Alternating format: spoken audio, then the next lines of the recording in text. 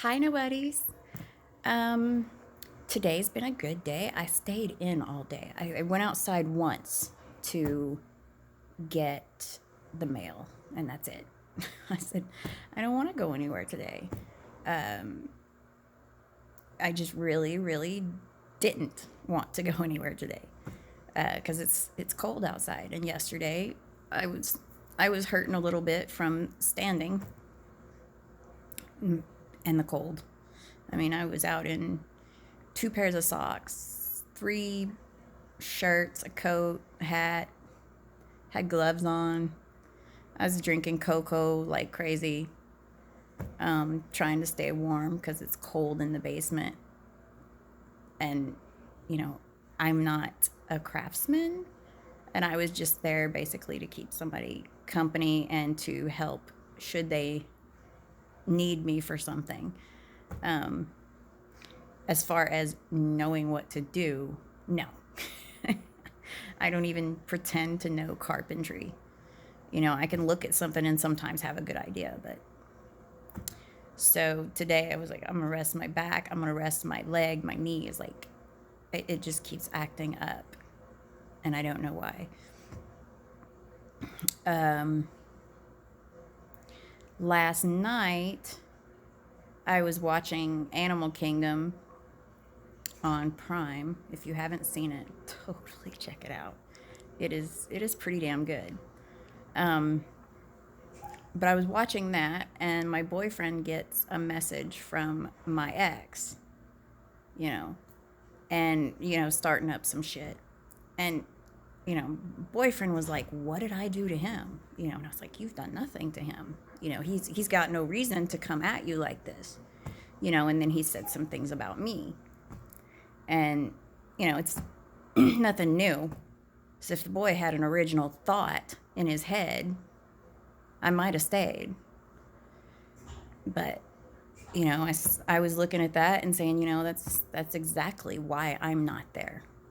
Is because you got one day of leave me the fuck alone. I hate you. You're horrible. You're a piece of shit. The next day, I don't hate you. I love you. I don't want to be with you, but I love you. I want you to be happy. And then the next day, tell my whore wife, my cowardly whore wife, it's like, I'm not your wife anymore. When I said I'm done, stop being the wife. Legally, yeah, I'm the wife. But, it's like this is why, I mean, like, if you ever want to know why shit falls apart, you just look at somebody's behavior, and when their behavior stays consistently, like, inconsistent, it's pretty easy to say, okay, this is why. This is why I'm not in this anymore. Um, and I told my boyfriend, I was like, don't even engage with him. He's not worth it. He is not worth engaging with. And the boyfriend sent him something, like, please leave me alone, blah blah blah. And then we got a message of I don't even know what he was saying exactly. I don't know if he was like, like, uh, do you wonder why she left Arkansas in such a big hurry? Hint, me. I don't know if he thinks that I left Arkansas because of him or what. I don't know what he was exactly trying to say because I wasn't there to spell check and grammar correct him. So I don't know. But um, I'm in a good place. I really am. I'm around good people.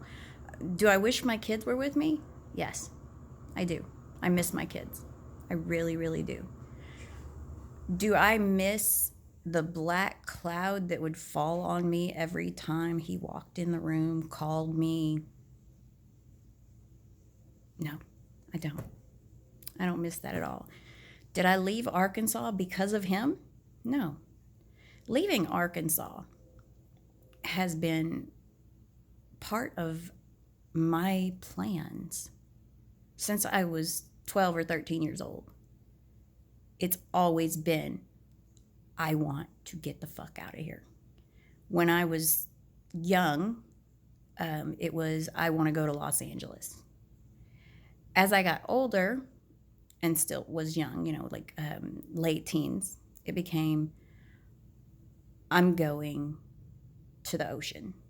I'm going to go to the ocean, and I would flip-flop between like Corpus Christi or Biloxi or Myrtle Beach. I wasn't really sure which beach I wanted to go to, but that was the plan. And on the day that I finished summer school after I had graduated, my car broke down. On my way, I was going to Pascagoula. There was a guy there that I wanted to meet. And it was the ocean. So I was like, 2 for 1 on that. Blew ahead on my car. Couldn't go. Various times I'd just hop into my car and go somewhere. I'd jump in the car as a young woman and I'd go to Tulsa. Did that a couple of times. Went to Killeen a couple of times. And I mean, we're talking, like the first time I went to Killeen, it was such a fluke. Like, I didn't even have gas to get back home. My friends gave me gas to get back home. The second time I went, I did have money. And I had a blast. And I stopped in Dallas. Traveling has always been a plan. When my parents died, I wanted to go to Arizona, Oregon, Washington, one of those places. I had it set in my head. This is where I want to go. Arizona. I was thinking Yuma because it was close to Phoenix and close to Tucson and close to San Diego. Like, in the grand scheme of things, it was close to shit that I wanted to do. And then there was just the allure of certain towns in Washington and in Oregon. I wanted to be close to that coast. Because swimming in the ocean has never been like part of it. So it's just, I want to be there and listen. So leaving Arkansas was never about him. I mean, when I wanted to leave Arkansas, when my parents died, at first, he was on board. And then it's like, no, don't want to. I had to shove that dream aside. There was so many times in my life, and not just with him, just in my life, that things came up. And I said, well, I guess not. I mean, I don't know why I didn't choose to stay in Killeen or stay in Tulsa. Why it didn't occur to me to try and stay. Maybe because I had gotten a taste of freedom, and I like that. But the thing is that leaving Arkansas has always been the plan. Always. He's just incentive to not go back except on the down low.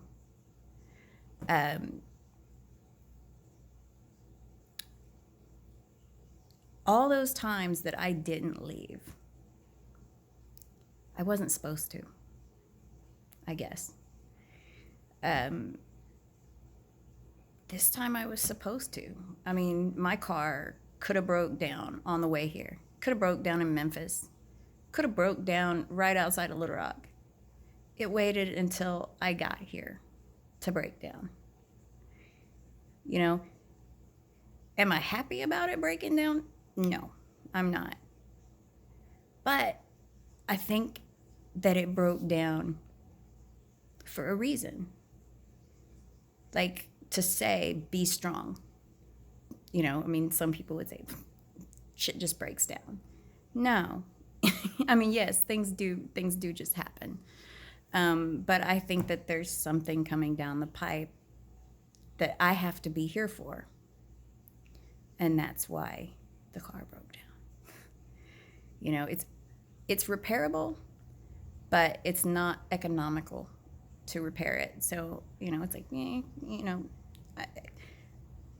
I was more upset worrying about what it would cost to fix it than I am about the fact that I'm not going to fix it, that I'm just gonna let it go. I'm gonna sell it. I was more upset worrying about it. Like, what is it? Is it something simple? Is it something expensive? Is it dead? You know, it's still operable, but like I said, I'm not even gonna mess with it because the universe, you know, I know it sounds crazy. The universe is saying, stay, just sit. Don't rush home. Don't run off. Not that I was thinking of running off. Because I told my aunt, you know, I said, I'm going to be up here. You know, 10 years from now, am I going to be up here? Probably not. I will probably go to warmer climate. But for now, there's still plenty of things to see. There's plenty of things to do. You know, I know that at some point I'm going to travel. That's a given. I have this nomadic soul that says, you know, you can't stay forever. You know, if you stay, you rot. So I need new experiences here and there. And that was something that I wasn't going to have in Arkansas. And I always knew that I wasn't going to have it. And, you know, I didn't get to go on trips. I didn't get cruises. I didn't get, you know, much opportunity to go anywhere else. So sitting there, I just felt like I was stagnant. You know, one of my friends on Facebook said, you know, are you going to see your kids for the holiday season? And I said, no, I won't. And she's like, well, I'm here if you need to talk. You know, and I'm sad that I don't get to see my kids for Christmas, like physically, like hold them. But that was never the type of relationship that I had with my kids. I was there. I was, you know, like they knew mom will know, mom will do, you know, like until my anxiety got bad and they couldn't depend on me for that. But they knew I was there. And they knew, like, if a phone call needed to be made, appointments and this and that, you know, that's like, ask mom to do it, you know, bug mom about it, you know. And I mean, they didn't mean to bug, but it did bug me. You know, it's like, hey, you know, you can do this yourself. You can do this thing yourself. You can do that thing yourself. And they weren't doing it. You know, and I was seeing things like in the future of things that I'd be the first person that a lot of people would ask for things. And I would say yes. And that was really putting me out. You know, it was stressing me that I was always the first one to ask. And that left it to where nobody else was pulling their weight because they weren't asked until I would say, well, go ask them because I'm tired or I'm this or I'm that. You know, like I was expected to take care of my mom. There was no ask me to take care of her. It was expected of me. It was expected of me to clean out the house, to take care of the effects, to do all of that was expected of me. And even with my aunt, you know, there was never a discussion of, will you rehome my pets? It was, you're going to need to rehome my pets, you know. And I mean, not that I mind doing that, but then when it's like, when I look at all the other stuff that I was going to have to do, it's just, you know. And I'm a lot like my dad in that I won't ask people for help for the most part. I will not say, hey, this is too much for me.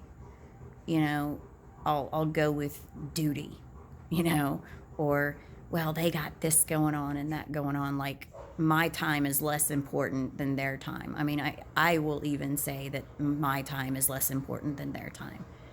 I just do that. And the thing is that I had to pull myself away from that because it's really toxic for a person to live like that. And so that's why I left Arkansas. And I was only in a hurry because my plans got moved up. I got kicked out. You know, I had already went through a gauntlet of emotional abuse. And it hit a whole new peak that day. There's no way I could have handled it. There's no other thing I could have done. It just would have been a big fucking mess. If I would have stayed in Arkansas, I would have had to hide. I would have had to hide. Because I know that shit would be on whoever's doorstep I landed on. Because, I mean, he's even pulling that shit to my boyfriend, who did nothing to him. It's all, you know, you're mad at me. Be mad at me. You know, I decided that relationship was not healthy for me. I decided that I was done. Nobody else is to blame for that. Nobody else said to me, hey, you deserve better. I mean, well, they did, but that is not, like, nobody can make me do something that doesn't make sense. I can make myself do things that don't make sense, you know, to other people, but I can also explain myself. And it may not be what they think I should do, or it may not be stuff that they think is right, but they're not living my life. I'm living my life. I can't live it to make somebody else happy. I have to be happy myself. And I'm not happy if I'm being somebody that someone else wants me to be, if I'm following their dictates, if I'm worried about, oh crap, I forgot this, you know, he's gonna be so mad, like, I'm so sorry, you know, and like literally worried, like, how do I make this up to him, like, just scared, like, he's gonna be so mad, you know, like having that kind of fear of somebody, even though you know that person's not gonna hit you. Just the fear of knowing that they're going to sulk. They're going to be in a bad mood. They're going to take it out on everybody around them because of something I did or didn't do. And yet, when they let me down, you know, like, oh, I forgot to get what you asked for. I'm just like, it's okay. No problem. You know, because who the fuck am I? I'm nobody. You know? Is that really how a person's supposed to live? To where they can't get mad about, I was really looking forward to that and you forgot it? It's the one thing I sent you for. You know? Like, I even sent you a text. Why didn't you look at the text? You know? Like, to not throw a fit about that, but to legitimately be scared of somebody having a bad day, what they're gonna bring home with them because they've had a bad day, whether I did anything or not. You know, that's not healthy to live like that. And if I would have stayed in Arkansas, he would have known where I was at, and he would have brought his bullshit to whoever. And I didn't want to pull any of them in it. Unfortunately, some people did get pulled into it anyway. You know? But the good thing is they're not mad at me because I didn't bring it to them. He brought it to them. you know, but I still feel bad. I still feel like I am so sorry. I am so sorry that, you know, that he's harassing you, or that he's mad at you, you know, or that he's punishing your kid because of me, you know. But at the same time, although I'm apologizing, I know that it's not my fault. You know, if somebody goes to people you associate with and talks shit about you or hates them because of you, that's not on you. That's them being stupid. I mean, I've never held against one person what somebody else, you know, like if I stop fucking with somebody, I don't expect all of the people I associate to stop fucking with them. I don't, because I'm like, hey, that's my beef with them. If you don't have a beef with them, I'm not gonna get mad. I mean, that's stuff that somebody else in my family does. That if I'm mad at you, anybody who's not mad at you is my enemy. She does that. You know, I don't do that. And I think it's kind of funny that my ex is doing what she did. It's funny. Anyway, I had a good day relaxing, getting a little work done. I hope that you had a good day. If you didn't, remember, for all of you that don't watch me, tomorrow's a new day, and it can be better. You can quit. You can quit doing something that's not good for you. You can start doing something that is good for you.